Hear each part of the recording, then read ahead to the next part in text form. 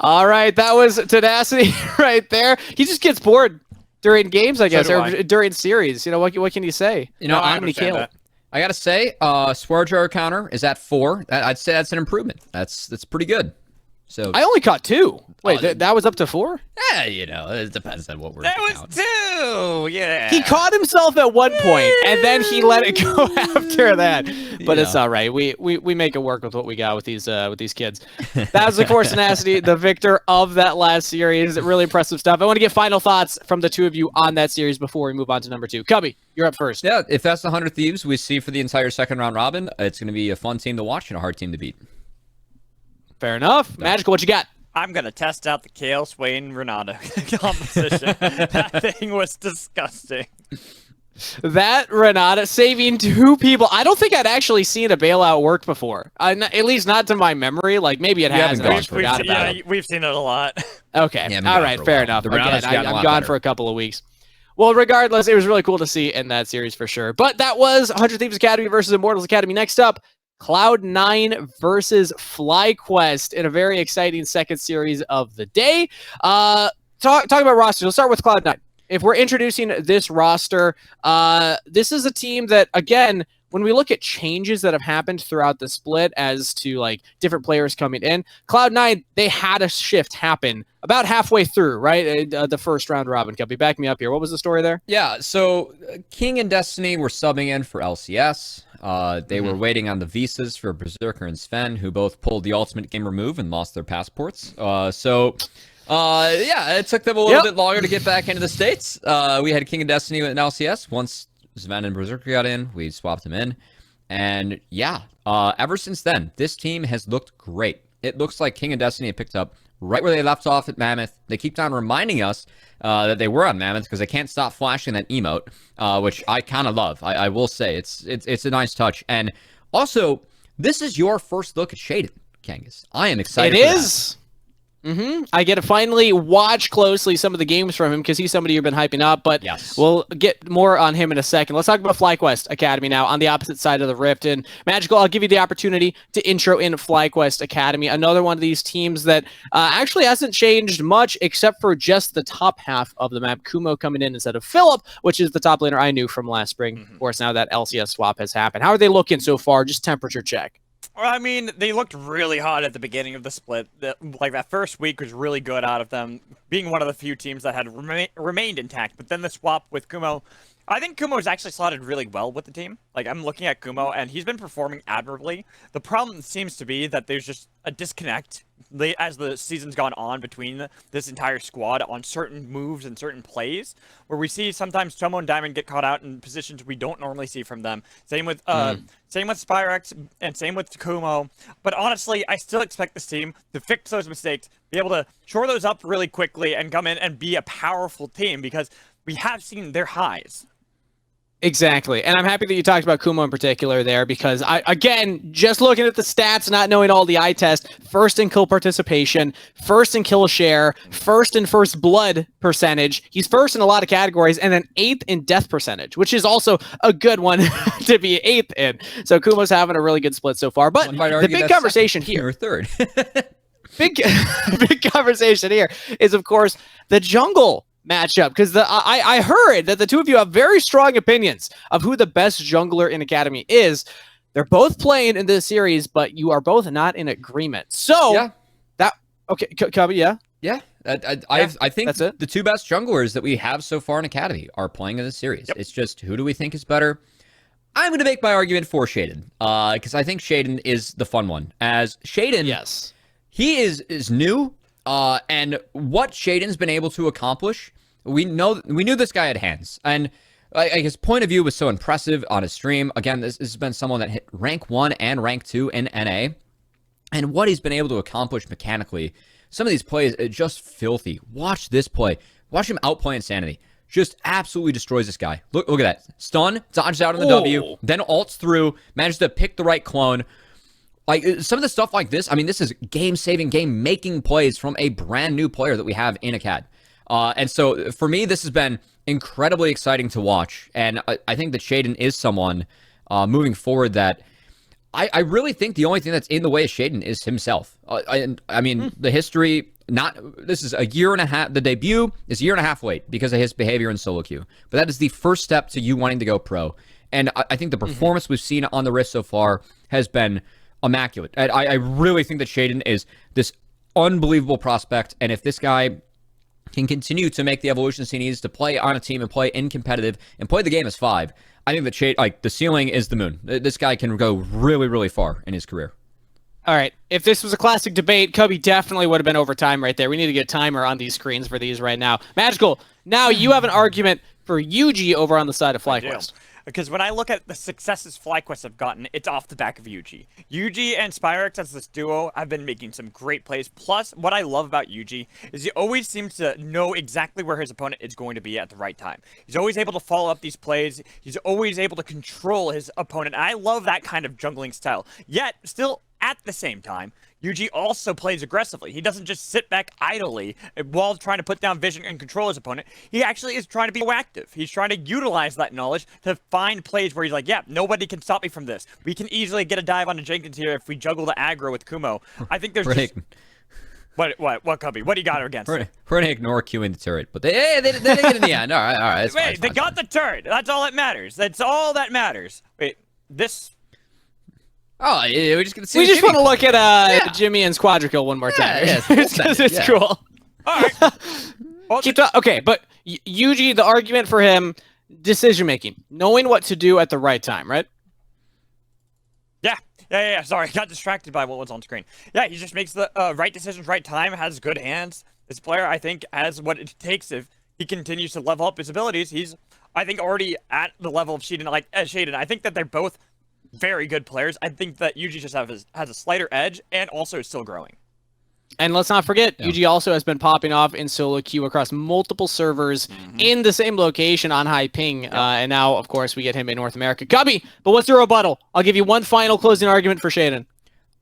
So UG plays around his lanes better than Shaden does, but Shaden plays for himself, like the solo queue jungler that he is. And Shaden, in I think the first 3 wins that C9 had, he flame Horizon the enemy jungle in all 3 wins. And I think some of the things that Shaden can do on his own, filthy. And for me, that just makes him a very exciting player. Both these guys are very mechanically talented. Both these guys had a great first round robin. I'm really excited to get to kick off the second round robin with this jungle matchup. And we'll see if FlyQuest can bounce back. Because after their 5-1 week 1, they've only put up 5 wins on the board in the last 3 weeks. And it's a good chance for them to get some quality wins here against C9.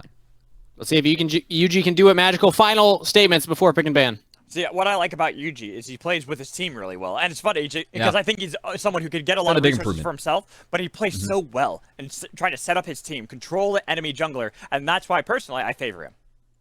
That's something that we heard even from Diamond last split in the spring was, hey, we're getting on the same page. Me and UG were learning how we want to shot call, how we want to play together, and getting everyone on the same page.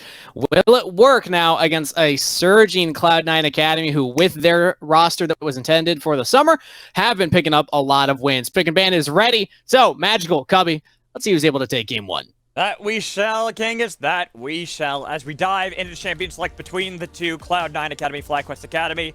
I'm wondering, not actually surprised at all. We're seeing a jungle ban already. I'm expecting to see even more towards Shaden, since Shaden is still a really damn solid jungler. I respect the Azir ban, too, against Spyrex, who is 6-1 on that champion. Spyrex here is pretty filthy, but more of the standard bans coming through. Actually, Lucian being taken off the table from Tomo and Diamond. Interesting. Bit of a surprise to me, as we have not, the two of us have not seen Lucian yet on this patch. No pick ban presence. One of the major changes that we have on this patch compared to the last one. Yeah, it is very interesting that he's fallen off to the wayside just a bit. I think a couple minor nerfs have made it so that he's not quite as prioritized. But at the same time, on the opposite side was the Senna ban towards King and Destiny in the bot lane, with Bel'Veth, of course, being banned. That's kind of expected. But Zeri's the big one I'm looking for that is left open. Could easily be picked up by King, as he has played it to great success. And I've seen Zeri's be left up. It's a dangerous game to play. Even on this patch where she got adjusted a bit, it still feels like she rules the Rift. We'll see if that's the angle for King and Destiny, as I was about to say. Maybe if it's not a Zeri, we just see the Yuumi. As C9 have shown they were willing to first pick this already. Oh, no. He's 3-1 on the Yuumi in the hands of Destiny. And oh boy, we're going to get a fun draft here, Mad Magical, as we have a couple flex picks here for FlyQuest already. Seraphine can be played into the Yuumi. Taliyah can go mid or jungle. It's a good takeaway from Shaden as well, as a lot of power picks were left up. It means we're going to get an interesting draft. The Seraphine, man. The Seraphine right now. To me, that's more... That see Zeri? The Zeri, yeah, we're not seeing it at all, but the Do we Seraphine... see it? I don't know. It's actually... I can't predict the future. It's not great. It's not great in a Seraphine plus Taliyah. So I'm wondering if we see an Ezreal here instead. Just to play to the range, which you can play range pretty well into both Taliyah and Seraphine, of course. Zeri, you know, a little bit less range. Still is that power pick, but we'll see if that actually ends up being the choice or not for C9. Yeah, still going to be locked in, but would not be surprised they had some discussion about whether it was going to be a Zeri or Yuumi, and oh boy. We literally don't know where anything is going on FlyQuest. We do not. We've yet to see a Yone top for Kumo specifically. We have seen Yone top in the league, played by Surdy, Tenacity, and Vital, of course. As I will say, the Lysandre ban that tells me that the likeliness of it being a Yone mid goes up a bit. Would not be surprised if we see maybe an Ahri taken away, as that can be played in both champions that could go mid for the side of FlyQuest. But man, they're really hiding their cards here early, Mad Magical. I mean, Seraphine can be played both roles bot too. I think that's worth noting. Can be both lanes, both positions bot, can be mid. A lot of opportunity for FlyQuest to hold on to what they want to show here going into this champion select. But like you said, the Lysandre ban, I'm looking to see if it's an Ahri ban as well, because that might indicate that it is more likely to be Spyrex on Yone. While on the other side, banning away Gangplank towards Kumo, they are suspecting that Yone is going mid. I think we're going to see a Tryndamere ban too against Kumo, as there's the Ahri I was teasing. I would not be surprised if Tryndamere's taken away here. Or Fiora. Just 80 solo laners that can pair up really well with Taliyah in case it is Taliyah jungle. Of course, something that C9 would be very familiar with, as the Taliyah is 2-0 in the hands of Shaden. This will be the first Taliyah that we see, though, in the hands of Yuji, if it does go into the jungle. So, could be curious. Yeah, Yuji more likely to play the AD junglers that we've seen. He obviously can play more than that. We've seen Lilias in the past as well. But the Karma ban. So, I mean, I will say that's a good ban, because Seraphine Karma bot lane is disgusting. Yeah, we're still trying to add everything up here on the new patch, and with this draft FlyQuest is thrown at us, as if they're going to take anything here, I would expect it to be one of the bot laners, as the bot lane is already showing for C9. I think we're going to find out if Seraphine is going to be support or bot. Oh, please. Please do this.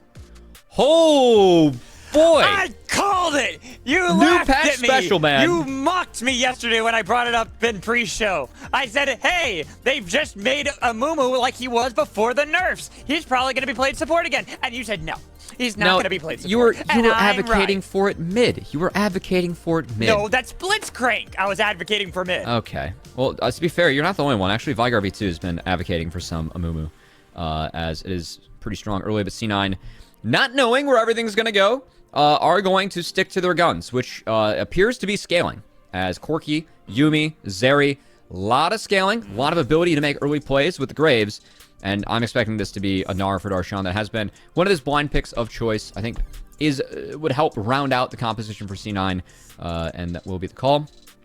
Now we find out where everything goes. Yep. As I'm expecting for it to be a Mumu support, Yone mid, Seraphine bot, and now we have your counter into Gnar, which will be Camille. Yeah. Taliyah jungle and Camille. Okay. Yeah. Yep. Now we know where everything is. Fun draft. I kind of like the duality of these drafts too when you look at it. You see there's a lot of the supportive style. There's a lot of good engage on FlyQuest over this side. This side. There you go. With my pen. And then on the other side is the triple marksman comp with a Yuumi. You have plenty of targets to utilize that Yuumi for, even getting on top of the Gnar so they can really follow it up with the the final chapter, and also Gnar ult into the wall. There's a lot of wombo combo potential. You're talking about the wombo combo potential on C9 side or FlyQuest side? Both. Because the FlyQuest wombo combo is like one of the filthiest wombos I think you can create in this game. If you have Encore, Curse the Sad Mummy, a Taliyah flick, a Yone ultimate, like, holy cow, you could one-shot multiple people if you are able to stack up these ultimates on the side of FlyQuest. So I think C9 has to be very wary of the mid game for FlyQuest. And we need heals on the side of FlyQuest as we're going to our wonderful triple box where Kangas is taking a bit of a break, getting ready for the next halftime show. We got to get ready for this game. I would have loved to see him in, like, you know, trying to get ready, getting all dressed up and stuff. Kangas on break. Yeah. That'd be fun. He's just back there chugging an energy drink after he tells me I shouldn't do that, and then I'm like, yeah. at him. Just eating a bunch of, like, bad food, not drinking water, yeah. All right. I'm getting us into this game. We are loaded up onto the Rift. Everyone is already in the line of scrimmage between Cloud9 Academy and FlyQuest Academy. Triple marksman comp, wombo combo on their side, but even better wombo combo from FlyQuest. I'm expecting a bloody game. Yeah, this draft goes gnarly. Right now, ooh, that's a lot of damage already on a King. Amumu level 1. Nicely done. Gonna force out King early as well as his cleanse, but the Ignite was burned by Diamond as well. So with the early recall, since it's pretty early into the fight, they'll be able to get back in time for minions. Amumu's level 1 is very, very powerful. As the Q, 2 charges, high base damage. If you were able to connect with either or both of them, one-shot potential is there, especially for a lane like Zeri Yuumi, who even after the durability patch changes, still have very low stats early in the game. So FlyQuest going to use that to get as far up in the lane as they can. Getting a nice zoom in here. Tomo actually started with the E. So if you are able to chain the double E with Amumu, which is already a stun, you get a 1.5 second stun instead of a root. There is no cleanse on King. We will see if he falls for it. Let's see. They're already wary of where Diamond is. But hey, wait a minute. Amumu's not there. We're worried. And right there, gets spotted out, misses the bandage toss, so goes back into the brush. He has another charge. Yeah, he has another charge, but it's more about securing the there it is. And trying to see if he can get a little bit of poke onto King, who does have flash still, takes a little bit of damage for himself, throws some back onto Diamond, and even a little bit onto Tomo. You still see how nasty that early trade is from the two of them, though. As it will be Zumi's level 1 for Destiny. Of course, the Yuumi was changed a little bit on this patch. Destiny, I think, even said in an interview. We'll see how strong it is. Apparently, the decision for C9 still very strong. Of course, that was first picked. Spyrax will be cleaning up this wave into copy. I know we spent a lot of time talking about the junglers, so I do want to revisit that in the early game here, as magical as it is. A bot side clear, full clear for Shaden, and Yuji will be wrapping his way back up to the top side. But I think they play a little bit differently. Yuji very much does play to support his lanes, whereas Shaden's been more so about himself, and I think the way that Copy plays is interesting, because Darshan and King have some of the highest goal differentials at 15 out of everyone in their position. Copy's himself is actually 9th out of all mid-laners. Copy sacks a lot of his own resources to help his team on the map. And at the moment, we see Yuji sacking some of his own resources to try and play for his team. A little bit of the zoomies. Oh, nice. Nice utilization of the wall dash there from King. Will survive. A lot of time burn, but Yuji had plenty of time to kill anyways before Scuttlecrap had spawned up. So having already gotten King out of lane, essentially forcing him away from another minion wave, while Spyrax crashes a minion wave in mid lane, getting a good trade onto Copy. FlyQuest are the team that, outside of the top lane, seem like they're getting a lot of the advantages they want early. This is their draft. It's the power of the Seraphine Amumu very early. They're not the power of friendship. Not the power. I mean, I think they have some power of friendship as, oh boy. I mean, King and Destiny go long back. As now they are fighting a bit against Tomo and Diamond, another seasoned bot lane here in Academy. They got the flash out of King. Another... Oh, actually, they even got Cleanse Ignite out of Destiny. Ooh. Oh, not Cleanse. Exhaust. What am I saying? Big wins here for the FlyQuest bot lane. I think it's very important that FlyQuest hit the spike in the mid game. This team fight wombo combo. If they get ahead, they can continuously fight C9 and benefit. If they do not get ahead, Yumi's allowed to scale. It gets a lot harder to one-shot people, even with all the tools that they have. You do fall vulnerable to Corky Poke in the later stages to make sure that you aren't fighting on an even footing. But Seraphine is, I think, as I coined it, the CEO of 12-12. We will see if Seraphine lives up to the potential on 12-12. We've already seen Seraphine have a lot of success in the league. C9 letting it through. Obviously had a game plan for it. We'll see if their Yuumi comp that they've had a lot of success on so far, this split ends up working out again.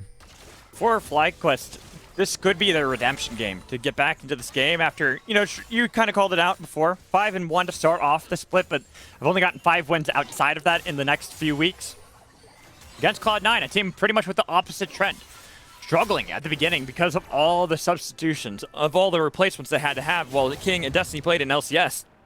They have been on fire for the past few weeks. So FlyQuest could extinguish the flames here against the team that is now tied with them in standings. FlyQuest needs the bounce back, because ever since Kumo joined, this team's 5-7. That's a bit different from what we saw week 1 when they went 5-1. I do think other teams improved, but also for the side of FlyQuest, it was a bit of a surprise for us, especially the level that some of their players are playing at, as I think both, specifically Diamond and Tomo, have been very impressive in this early split. Diamond and Yuji more so for me. Tomo's had games that are on and off. Tomo's on games, very good. Some of the off games gets caught a little bit fighting over mid waves that I don't think he should be. But at the moment, speaking of Diamond and Yuji, looks like that teamwork, we're seeing it. Teamwork makes the dream work, that's for sure. Good Dragon clear. early. Dragon. Now they can even look for a mid lane play. Because Shaden nearby. Sparks has been playing very aggressive against Copy, constantly trying to see if he can battle back and gain control of mid lane so he can even be the one to rotate around. Now that he's used the Tornado, Shaden poked his head out, same with Destiny, to scare off Spyrex, who's trying to clear out the minion waves and not let it crash, so it's a little bit more easy for him to freeze the wave. I like how Destiny had the drive-by mid, too. I know we've been praising supports playing well. Destiny, ever since he joined, 14.3 KDA in Academy. That is the highest in the league. But at the moment, helping out his mid laner a little bit is going to force a point to be dropped bot, and King very far behind. King struggling a bit. Destiny will be back to back up his ADC a bit more. The Oceanic bot lane from Mammoth that was brought over. They kind of got split up for a while, but now being brought back together. Have been looking pretty good as Kumo. Struggling a bit against Darshan, our #1 top laner in terms of gold differential at 14. Getting the best end of this trade while fight happens elsewhere. Shaden gets caught out by the last Tempest, and then he dies. And looking for Copy as well. The Weaver's Wall of Yuji cuts off Copy's retreat, but he doesn't have enough damage nor mana to fight back and get the kill on Copy as well. But it will be the mid-jungle duo of FlyQuest getting the best of C9's first, as Shaden going for that invade didn't have the support of Darshan. I think that Darshan is able to get that wave in earlier and walk down. That's the right move, but because he was not, because Spyrax into the Corki, especially so strong at this point of the game, wasn't able to make it happen. And C9, they get punished. Getting gold over to Spyrax, who's already starting to have an easier time in this mid lane against Copy as well. He's gone back. He's got himself a Vamp Scepter as well. It'll be a really difficult lane for Copy to actually get Spyrax out of for quite some time, at least until he can build up more components of the Mythic or get the Muramana completed. Take a second look. Nice flash by Spyrax, by the way, as that dodged out on the collateral damage, gave him the health bar that he needed to get up in the face of Copy and Shade, and at least clean up one kill for themselves. Well played by the mid-laner of FlyQuest. Indeed. And now, see that he's going to have a little bit of an easier time against the Corki poke. Vamp Scepter to heal all of it back up. Probably even look for a play in another lane, because right now, that's exactly what's happening from Diamond and Yuji as they have grouped up with Kumo fighting against Darshan again in the top lane. But he's got reinforcements this time around. Ultimatum onto Darshan. He might have bit off a little bit more than he could chew as he goes mini right at the worst time with Diamond here. Dodges the bandage shots. Darshan, that was great footwork, but unfortunately he still died. And that fight, they were on Rift Herald. So I think Darshan going in and fighting there again, this stalls any and all chances that C9 have for the Rift Herald, as FlyQuest talked about all the tools they have when they are able to press R. They've been making good use of them early. And already getting themselves 2 kills, getting a Rift Herald as well. No way that Shaden really wants to go in to fight that either. Not at least without the TPs available for Darshan to get back quickly. So they'll sacrifice that, try to get a little bit more control of mid lane, so possibly they can set up a future play. But FlyQuest checking all the boxes they need in this game, as if Zeri, Yuumi, Corki are allowed to go late with this Graves pick against a comp that you don't really have that traditional DPS in the sense of a marksman. It could get difficult, as C9 might be laying a trap here. Diamond Diamond. Oh, I got fooled. Yeah, Vision looks toggle. like they backed off. They backed off. Didn't really want to commit nor waste a bunch of time because they didn't know if Diamond was going to poke his face out or not. Well, Spyrex does get a good trade on a copy here. We'll be able to snap back. Like I said, it's more about gaining control of mid lane. That's even why Diamond's showing up. I will say, curiously enough, look at the inventories of both Tomo and Yuji. Usually we see a Liandry's Torment on the Talia.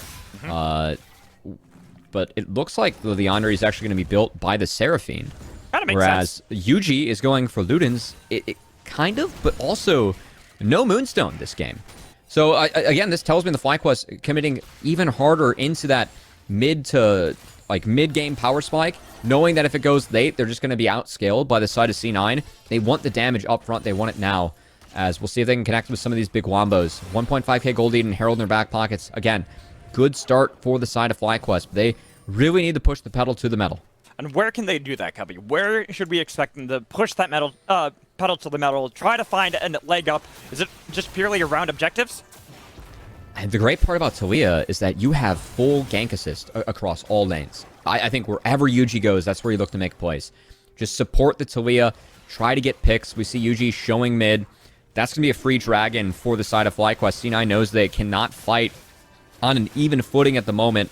Not even just the gold lead that FlyQuest has, but more so how strong the champions are in the Rift at the moment. It's all FlyQuest. It will be for the next 5 to 10 to maybe even 15 minutes if FlyQuest can continue to grow this lead. So the fact that FlyQuest has gotten the first 3 objectives, has secured themselves a gold lead, and are now looking to push it elsewhere is the best start they really could ask for in this game. And with it, they put down the Rift Herald in bot lane. We'll be able to secure the first brick for Tomo, for even Diamond, as Diamond's wrapping around. Even Spyrex, wow, they've got quite the party down here. That's first brick, as Shaden is lying in wait. We'll see if they go for anything. Yuumi does have access to the ult. The Diamond's here too, and that's where they pull the trigger. Oh, they got a big. lot of damage already bursting It's down. big. Yuji, advantage shot's connected with the Curse of the Sad Mummy as well, but the bait down and high note did not connect. He goes back in, he doesn't get the kill on a king, and now it's just Tomo against the world. Trying to get back, flashed away Nice from the flash. sun, so now Tomo is doomed. There is no escape, there's no one to help you. All you're doing is delaying the fight. Maybe you can get a kill, maybe you can turn it back, but your team has already lost out. And the trap from C9 was so good there, Mad Magical, as Shaden reads the map, able to get involved. That's 3 kills now in the pockets of the Thality Graves. We have seen Shaden play a lot of the Gore Drinker iteration, but looking at the side of FlyQuest, seeing all the squishy champions besides the Thality, getting all my abilities out before I might get bursted down is the move for me. And man, he was pumping through the side of FlyQuest there, as just like that, C9 takes away the beautiful first 10 minutes of the game that FlyQuest had, and makes this a much, much closer game. All thrown out the window. All those plays now for naught. Though they still do have the dragons on their side. Weaver's Wall as well, but just hops right over it. Darshan, it's a Gnar. You can always jump over that. Diamond's here, but they gotta make the play fast because Darshan, he's got Mega. Yeah, he is about to go Mega, and look at how he is playing it around. He's playing aggressively because he knows he's got the power now. Copy was even here on the hover, but not needed for the side of C9, as C9 have evened up that gold on the scoreboard, only down 1k. I don't think that's enough for FlyQuest moving forward, as FlyQuest, they need a group, they need to find these 5-man stacks, as we saw the Wombo combo potential, not even able to line up here because they were just able to get the picks. Again, FlyQuest had no idea that C9 was waiting as 3 in that brush. The fact that Destiny finds a great engage with the Yuumi, it was a beautiful trap and great execution coming out of C9. Just stops FlyQuest and their game plan in its tracks. I also love that flash from Shaden there to dodge away from the root of Seraphine. That connects. Tomo survives. It's not that bad of a play for the side of FlyQuest because they already got 2 charges out of Shelly. But losing the third, it's a triple kill that Shaden's got. 3 in 1, like talking about lethality build to make up for the entire team's ability to play late game. He is now the one who can play this mid game, who can bring back the fight against FlyQuest. And I mean, FlyQuest again, C9, all C9 has to do in this is just stretch out the map. Do not allow FlyQuest to group at this timer. Do not allow them to all stack R on top of you. If you dodge out on that window, things get better for you over time, as at the moment, FlyQuest... Nice dodge away from Kumo. So Darshan, he dies at the hands of Yuji. Love seeing Yuji get some, or go support the top side as Camille. Needs help in that lane to make sure that it goes the way of the Camille, but this is the time where you can really punish the Gnar right when he goes mini, and the Hextech Ultimatum dodge out. Really well done. As FlyQuest, it's at least a little bit more gold in their pockets. They might look to use, as we do have Hextech Soul on the Rift, and we are a minute 10 away from that third dragon spawning. And with another turret taken by FlyQuest, even more gold in their inventories to play around and try to bully Cloud9 now. This, as you've called out, Cubby, is their opportunity to do so. And we've seen so far in this split, Cloud9, as this roster, has really come together. They have been able to find out how to play around one another. The team fights have looked so good. Even looking at King, Copy, Destiny, Darshan, they play so well around Shaden and let Shaden, in these early stages of the game, play to his heart's content. I gotta say, I'm curious that FlyQuest went for this Rift Herald, because 30 seconds away, you get outscaled pretty heavily this game. This is a spike that, if I'm FlyQuest, I want to try and hit. And they're actually not taking the portals, not risking the fact that C9 could be there. As C9, they're ready to fight. They have package. And again, this is an angle where, yes, package helps a lot, but I still feel like this is a window that FlyQuest are very strong within this game. So this could be a big fight for them. They could really need it to make sure that they cement their chance to win. Have grouped up. Time's not their friend, yeah. There's going to be the Rift Herald popped. Trying to force the issue against Cloud9. So force out that package early on because it is about to expire. So they'll gain a turret mid lane. Tier 1 secured. The package almost gone for Copy. Not finding the proper time to actually utilize it to its fullest.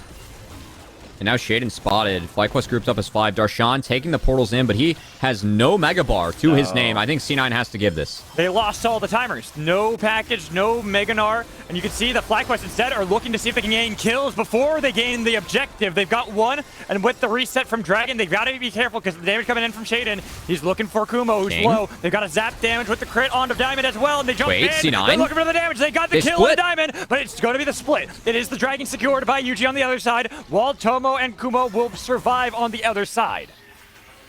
I think that's still fine for the side of FlyQuest. The 1-for-1, they drop support, they take the Dragon. That's A-okay for them. As the fact that Copy was able to use that package was huge in FlyQuest. I gotta say, even with Seraphine not going Moonstone, the W healing was still pretty disgusting on the Kumo. They gave him like 500 health with the empowered Ws. So Seraphine, the comp, still very strong at this point of the game. As FlyQuest looking to Deathball grouped up. I'm curious. Talia's hovering on the side right now with Diamond. If Copy shows on this wave, it could be in big trouble. You can see Copy. He's hiding. He's trying to play as far back as he can. Wait until the minion wave will crash towards him. Yeah. He's been struggling against Fire X already. Why try to actually fight him? Just clear out the minion waves. Exactly. Yeah. Okay, so C9 trying to slow the pace of this game down. But FlyQuest giving themselves soul points massive in this one. Yeah. Yeah. Gives them a lot of advantages. It really makes sure that Yuji can do what he does best, which is control the map. I think something else that's interesting is we've seen Yasuo played in the Seraphine quite a bit. And I know the game we saw yesterday between Team Liquid and 100 Thieves Academy, that Yasuo wasn't able to really function in all the knockups. And it was pretty much just 2 magic damage threats against a double maw comp. Yeah. I think that really helped 100 Thieves with a Moonstone Seraphine overcome it. I'm looking at the comp now that FlyQuest has in the C9. I think there are enough ways for Spyrax to function in the fights. Like, there really isn't a ton of things that can take him out besides range. And you can close the range as FlyQuest drastically. So even though I do favor the poke of C9, I think that C9 has options to win this game, especially as things go late. It's not doomed. It's not like it's a doom scenario ever for FlyQuest. And I think there's where they are in the game right now. This is good for them, and historically, this team's mid-game has really been their strength. Yep, it's about the control that Yuji gets. He's already controlled 3 dragons. They're at soul point. They can just get that last one, and it's the Hextech Dragon of all dragons. One of the worst ones to have your opponent get so early into the game, especially with more of a mid-game focused team composition out of FlyQuest.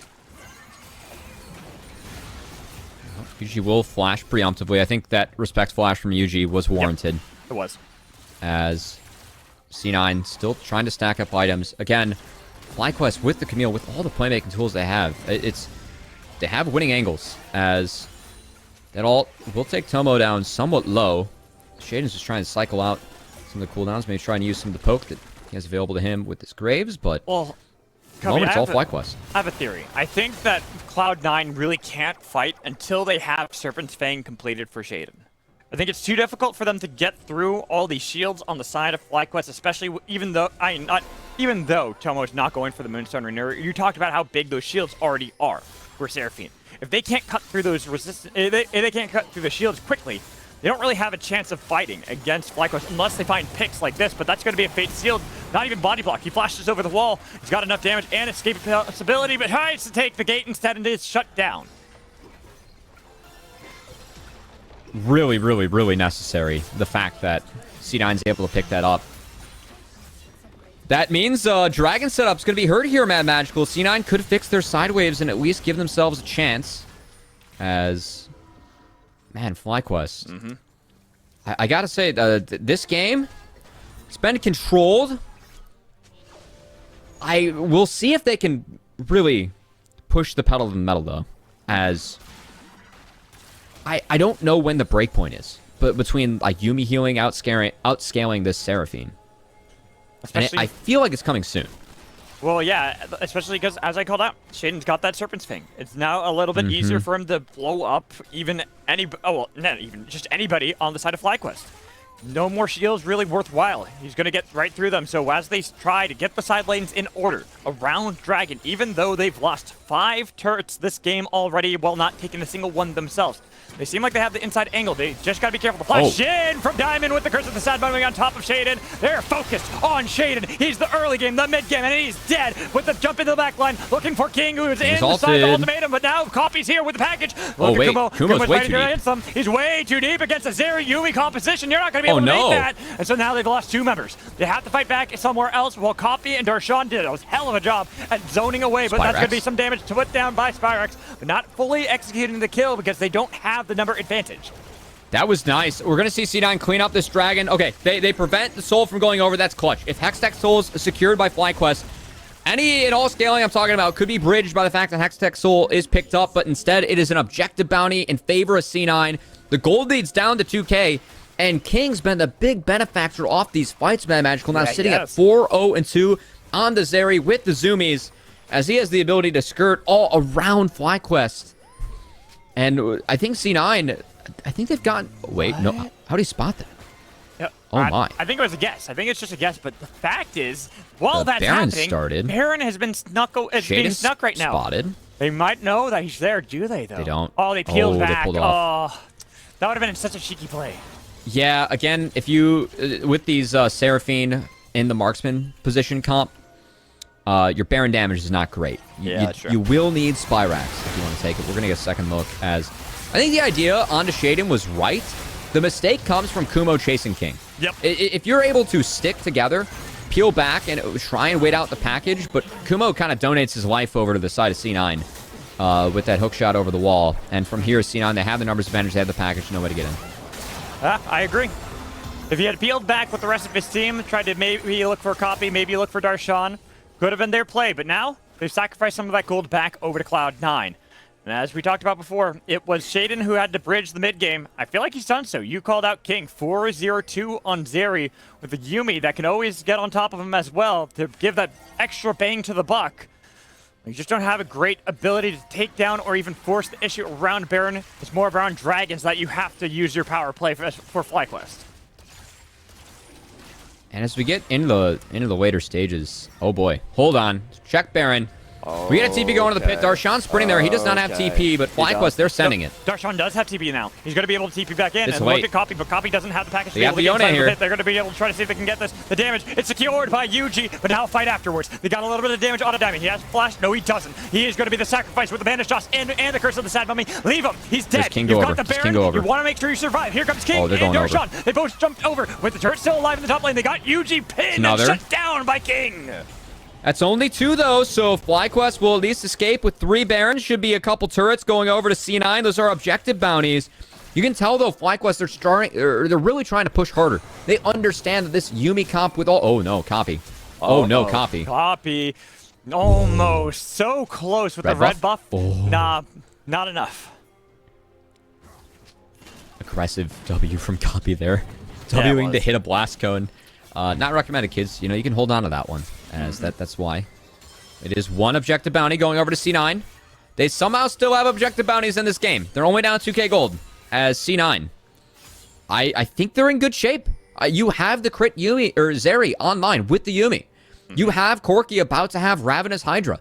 It really is going to come down to these Dragon Souls. FlyQuest has to be able to secure one of these if they want a chance in this game. Well, it's 2 minutes until that will spawn. Their opportunity to attack Baron and utilize at least the Baron buff for now gains them a little bit of control on the map and tries to see if they can get some control over the jungle of Cloud9. And the big key that I also like for the side of C9 is that Copy, his package is going to come up 7 seconds before Dragon spawns. So that will be synced. He will have the Empowered Teleport for that. And I think a big part of the Dragon setup, can they get the package out of Copy? They have some tools to do so. Diamond could, land a bandage toss and force it early. I think it's going to be really important that FlyQuest tries to get an unfavorable package, because if Copy is allowed to use that on the back line or to use it to split up a fight, that could be the end of FlyQuest. FlyQuest hitting on all sides. 1-3-1. Trying to get the turrets, the gold, a little bit of a posture position, like we called out. It's a minute now until that dragon spawns. I feel like that's the plan of attack for FlyQuest. Keep all the lanes shoved in. Keep Cloud9 pinned inside of their base so they can't explore the territory outside. They're trying to explore some, though, as Kumo. Kumo has to flash away. Flash. Should be fine. Unless Shaden... Shaden knows. Oh, he's going. Shaden's going for it. The flash in, the ultimatum thrown out by Kumo, and he shuts away, getting a little bit of distance from Shaden, but he can't dodge the ult. Will be the mid inhibitor turret taken, though, 30 seconds before Kumo. No flash, no TP. Shaden doesn't have flash. Might be late as Darshan basing. C9 should fix this mid wave. And they should have a fast track and a 5v4. You can see Copies going to base for that package right now. Has TP back. FlyQuest, understanding this, kind of running for the hills here. With only 9 seconds left until the dragon spawns as well. Most unfortunate, they cannot secure the soul just yet. With 2 Hextech dragons most likely being accomplished and secured by Cloud9, they're slowly but surely clawing their way back into this game, getting to those power spikes. The triple marksman composition is almost nearly perfect. And look at Copy there, wasting his package to keep it on time, on schedule with that dragon. I think that's the right move, because I think it just shows an understanding of how important the dragons are moving forward here for FlyQuest. As FlyQuest themselves will take a couple more turrets. I must say, this has been a fun game one. It's been close, and I feel like FlyQuest, they're getting to the point where you can see those Corki package, or I should say those Corki rockets doing a lot of damage in the side lane, but they still are the ones that have control. They still are the ones that are ahead on the map. It's just, when does that change? That's the big question, because if you overcommit into King Zeri, you're in trouble, and look at what King's doing in this game. Stopwatch heading towards a Zanya's on the Zeri. This is some new tech. I gotta say, though, going golden could be extremely valuable against FlyQuest comp, considering the full wombo potential they have. If you get stuck in that Hextech ultimatum, just buying some time for your team to stall out could be game-changing for the Zeri. I'm surprised it's not a GA, though. I'm surprised it's not a GA, but people forget that she does have some AP scalings on her W and on the full maxed out auto attack. So right here, she actually has a little bit extra burst with AP. Yeah, the Zeri Empowered W2 is, I think, one of the things that makes her a really disgusting champion. If you are a marksman doing 600 plus magic damage on W crits, yeah, I'm going to say that's not great. That feels a little strong to me, as that's an 870 crit on the red buff. That's a lot. That's big. That's a lot of damage. And FlyQuest, it's crazy that they're still the ones that have technically gotten control of the map again, when they are 10-5. They're down in kills, but they're ahead in gold. Almost the same amount they've been for the past 10-odd minutes. They haven't really gained any extra foothold. In fact, have lost some around those dragons, having forfeit 2 over to Cloud9. But you can see just how the map looks. Again, C9, they aren't stuck in their base anymore. They're actually able to contest mid-wave, actually able to drop wards behind. Ooh. There's still a lot of darkness, but all that matters right now is the Baron. We are 30 seconds away, again, for FlyQuest. They need Spyrax. They want to do the Baron. Spyrax, again, Yone. Wow. Oh my god, that rocket from Copy was big. Yeah, that's going to stop me in my tracks.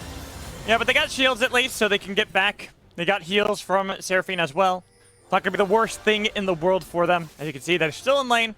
Still trying to stay as healthy as they possibly can, even getting a little bit more of that shove in mid lane. No, he's stuck on that ward. That could be an information advantage for FlyQuest. Yeah, he can. He can just jump over. Very slippery. I'm looking for angles for the FlyQuest boys here, Mad Magical. Look, if Camille's not there, it's hard to get Zeri. It's true. Kumo's fixing up the side lanes, but that has it pushed all the way in. As I think that if I'm FlyQuest, I want to try and start Baron and pull Darshan's TP. That's step one. Then you can get funky. Oh boy, that's a big step. But as you can just jump over the wall, that's one of the benefits of having a Zeri into oh my god, Talia took so much damage there. Oof. Attempted play from Diamond is now thwarted. A Zeri W, a Corki Rocket, and a collateral damage from Graves. Wow. Yuji's relegated the camps as Spyrax will be gifted the red buff. But that's the concern that I have about this C9 composition moving forward. That's why I've been kind of teasing. FlyQuest, you're on a bit of a timer. You got to find this Wombo combo. Got to make it work. And we'll see if they can make it work around the next dragon, Mad Magical. As these dragons critical, C9's been successful in denying the first two soul dragons for the side of FlyQuest. We'll see if they can do it for a third. With less than a minute until it spawns, Baron also being up. There are two ways you can go about this for Cloud9. You can try to get yourself within soul point, or you can try to take Baron and trade. All right, Zeri popped a red pot. Curiously enough, Darshan actually has Wit's End and a double Giant's Belt. So trying to stack... I think C9, again, trying to get as strong as they can for this fight. Is it optimal for the long haul? No. Just make sure that you are as powerful as you can be right now. Yes. And C9, again, understanding how important the Hextech Soul is for the side of FlyQuest. That really is their only way back in the game. Copy, importantly, he... Kumo went way too far without his team, and now he's bounced out of the fight with Darshan about to go Mega. If they can stop him before that, they might turn around, but they have to worry that now he's Mega. Darshan has TP. Copy does as well, as Copy could base for the package, but Copy is actually sticking around. His package is up in base, but Darshan, I think he's going to TP. He's got to TP immediately. We'll see if FlyQuest starts this immediately, as they're getting choked out, poked out. It's going to be a smite fight. It's going to be a smite fight between them with a level lead over to Yuji. It could be their fight, but there's a huge fade sealed in the back line. Looking at King's damage on top of him. They already got Shaden. Look at that curse of the sad mummy. They got the take. It's already the soul, and this is devastating for Cloud9. FlyQuest battle it back. It looked like they had lost control, but they got King. He's dead. Long live the King as FlyQuest. They take the throne. And Copy, he had the package in base, but because they chunked out Darshan, he never felt like he could go back and actually grab it. It's now Yuji the Weaver's Wall. Getting a little bit of distance, trying to see if they can clean up fully. Ooh. Copy will survive, but it is a Hextech Soul for FlyQuest. They've got the TPs. They've got the minions. They can look for this game. Shaden's up. Copy has a lot of wave clear. And keep in mind that we've seen mid laners do this before. Battle back valiantly at the bitter end. Can't get the creep. Oh, nice top flash to get away. The creep is still up. It's going to be Shaden's duty to make sure they get rid of that, so they're not going to lose both Nexus Surge, but more minions are coming into the base. FlyQuest instead bail. I can't believe how much healing Seraphine's doing without Moonstone, by the way. He is filling up her team. She truly is the CEO of 1212. This was a business test. It was a litmus test, a stress test on the business of Seraphine. Oh, no, Shaden. It's looking strong. Shaden, you're not going to somehow steal this, are you? Okay, good. Because Kumo's going on top of you. He's got the ultimatum, but you might be saved by King. King could take back the throne, usurp the title away from FlyQuest, even though they got the Baron. There's a lot of fight on the other side with Copy here. They got damage. No! But King gets caught out, and now they can chase down the remaining members of Cloud9. FlyQuest have come to battle encore as they get an ace. And it might have been a tough couple weeks for FlyQuest. They haven't been able to match the success they had in week 1 with that 5-1 start. But man, this game against C9, digging deep into the bag of 12-12 tricks, they came out with one that was good enough to find the win, as they will not get outscaled, they will not get outpoked, they will take the Nexus to C9 and get themselves a nice win to start off the second round robin. What a game from FlyQuest and Cloud9. That was pretty much on the edge of my seat. Well, I'm not sitting, but you get the metaphor, you get the analogy. It was a close game. I think it all really came down to FlyQuest. Like that was a good back. Of course, it came down to forth. FlyQuest. They won. I'm reaching, digging deep for my back words here, man. Magical. They always had control, but there were ways that C9 was fighting back, but FlyQuest with that early lead, they were the ones that were first to the waves. They were the ones that were backing off and getting stained up by Seraphine in the back half. But that game with no marksman, again, from FlyQuest, Tomo, playing this Enchantress on the Seraphine, I like the idea of the Wombo combo, and they weren't able to find it. They weren't able to connect with it. They were bleeding out, but they just needed that one last dragon fight. When they found a huge ultimate from Spyrax, stacked it up with everything, melted C9, and once you get that soul, that's Hextech soul for you. It is game-changing. It is. It is still the most powerful soul in the game, in my opinion. Just absolutely disgusting the slows you get from it. Not a hot take. It's not a hot take. The stats and the facts already stack up for my favor. But that is going to be game 1 for FlyQuest Academy. One way to bounce back after quite the slump they've suffered, while Cloud9, a team that was hot on their heels, now a game behind them. They could tie it up in our next game, but we're going to toss it at break. When we come back, Kingus, our host, will be here for our halftime show.